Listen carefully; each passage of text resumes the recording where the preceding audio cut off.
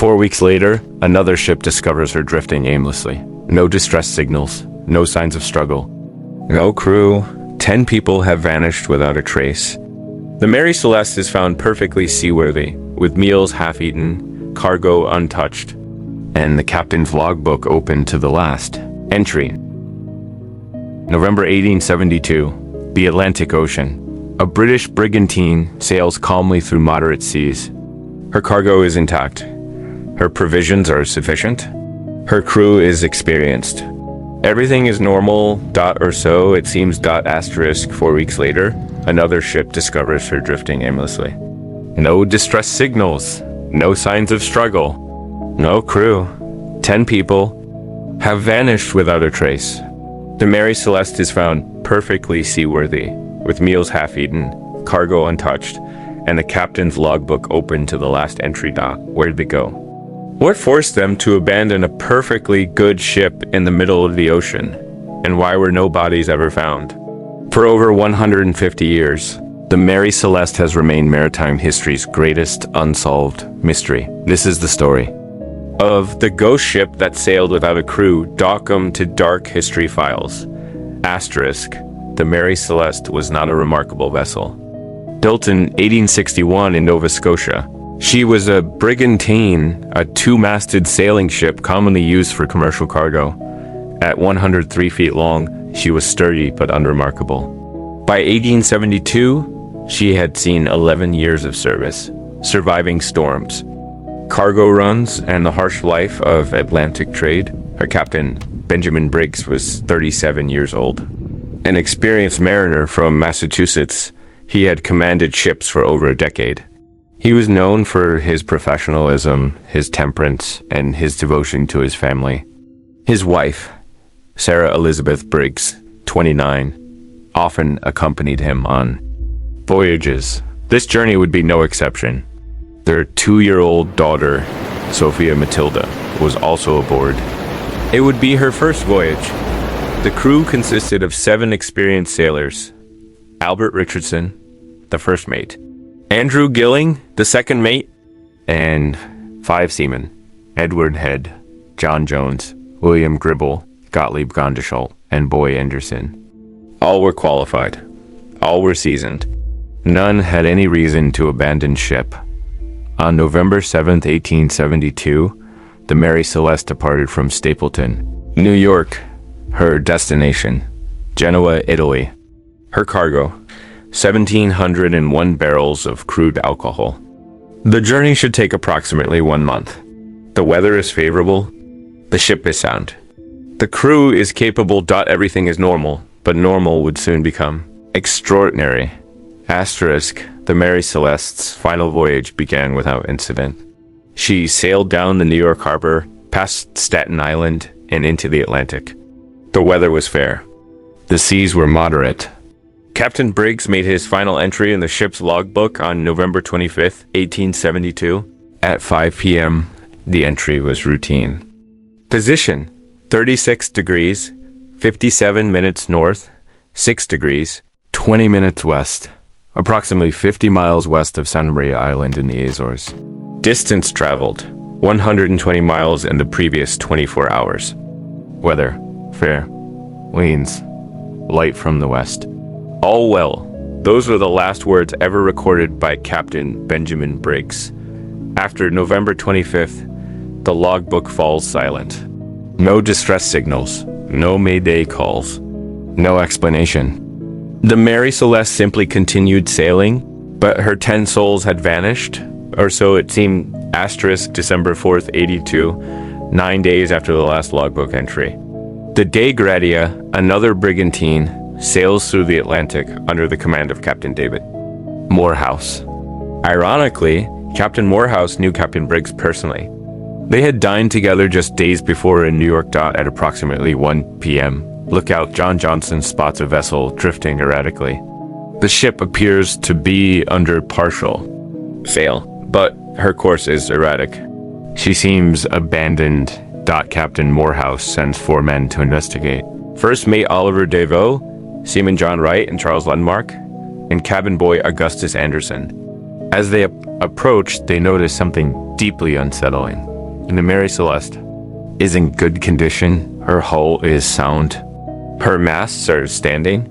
Her sails are set, though some are damaged. But there is no one on deck, no response to their calls, no signs of life. Mate DeVoe boards the vessel. What he finds will haunt maritime history. The ship is deserted, not a soul aboard.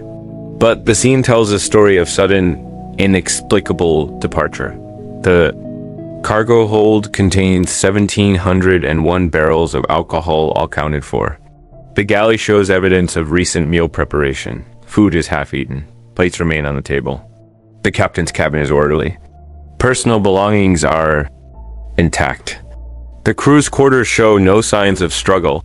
Clothing remains in lockers. Valuables are untouched, but critical items are missing. The ship's boat, the yawl, is gone. It was last seen securely lashed to the deck. Now it has vanished, along with all 10 people. The navigation equipment remains. The chronometer is present but not functioning.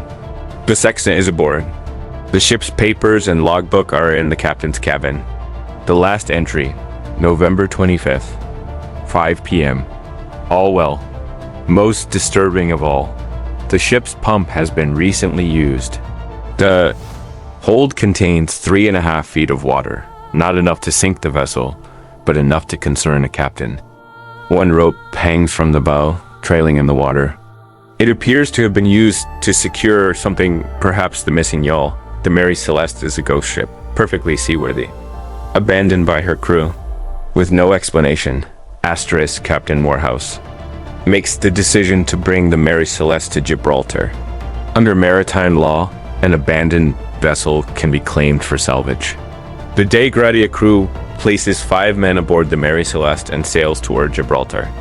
Arriving on December 13th, 1872, immediately suspicion arises. British authorities, led by Frederick Solly Flood, the Attorney General of Gibraltar, find the circumstances deeply suspicious.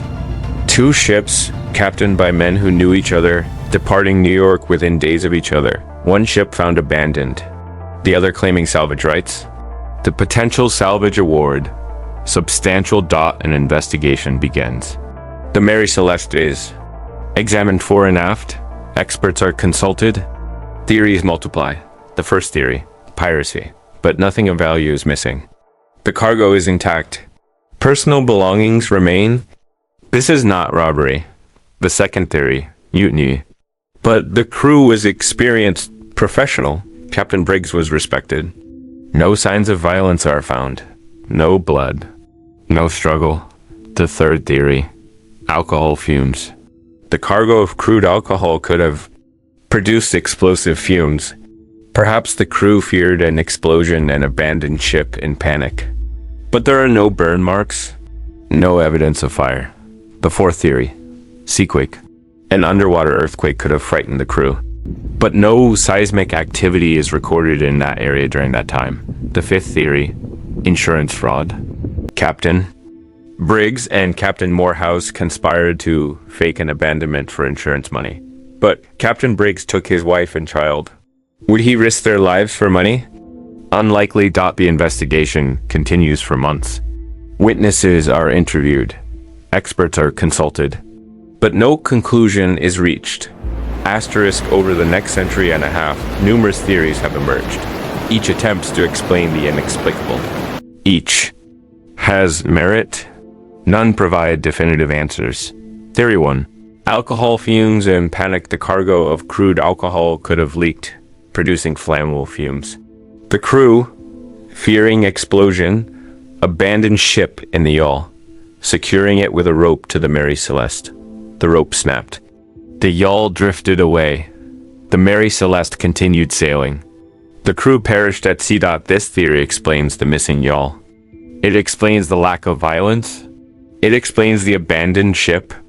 But it doesn't explain why experienced sailors would abandon a seaworthy vessel without attempting to ventilate the hold. Theory 2, Waterspout or Seaquake. Waterspout, a tornado over water, could have terrified the crew. Or an underwater earthquake could have shaken the ship. Fearing imminent disaster, they abandoned ship. The threat passed, but they were too far away to return. This theory explains the sudden departure. But no weather records confirm a waterspout. No seismic records confirm an earthquake. Theory 3. Pirates could have boarded, killed the crew, and taken the yawl, but nothing was stolen. No bodies were found. No signs of violence existed. This theory seems unlikely. Theory 4. Insurance fraud gone wrong. Captain Briggs deliberately abandoned ship to collect insurance money. But he took his wife and child. And the plan failed? But this theory requires assuming a respected captain would risk his family's lives? Unlikely. Theory 5. Rogue wave. A massive wave could have swept the deck, washing everyone overboard. But the ship shows no damage. Personal belongings remain. This theory doesn't fit the evidence. Theory 6. Mutiny. The crew rebelled against Captain Briggs. They killed him and his family, then escaped in the yawl. But no blood was found. No signs of struggle, and the crew's belongings remained. This theory lacks evidence. The truth remains unknown. The Mary Celeste's fate is one of maritime history's greatest mysteries. The salvage hearing in Gibraltar lasted 3 months. Captain Morehouse and his crew were awarded salvage rights, but the award was reduced due to suspicion. The Mary Celeste was sold to new owners. She continued sailing for another 13 years before being wrecked on a coral reef in 1885. Captain Benjamin Briggs. His family and his crew were never seen again. Their fate remains unknown. Did they perish in the yawl? Were they swept away by a wave? Did they reach land and die of exposure? We may never know. The Mary Celeste became legend. She inspired countless books, films, and theories. Arthur Conan Doyle wrote a story about her in 1884, fictionalizing the events. The story captured the public imagination. The mystery endures. Modern researchers continue to investigate. Ocean currents are analyzed. Weather patterns are studied. Forensic science is applied. But the answers remain elusive. The Mary Celeste reminds us that even in an age of navigation and seamanship, the ocean keeps its secrets, that 10 people can vanish without a trace. That sometimes the truth is stranger than fiction. The Mary Celeste sailed on, a ghost ship with no crew. Her 10 souls vanished into the Atlantic, leaving behind only questions. What forced them to abandon a seaworthy vessel? Where did they go? Why were no bodies ever found? We may never know. But their story endures, a reminder of the ocean's power, a testament to mystery, a lesson in humility. This has been Dark History Files. If this documentary honored the victims and provided value, please like, subscribe, and turn on notifications. Share this video to keep their memory alive. Until next time, stay curious. And remember, the ocean keeps its secrets well.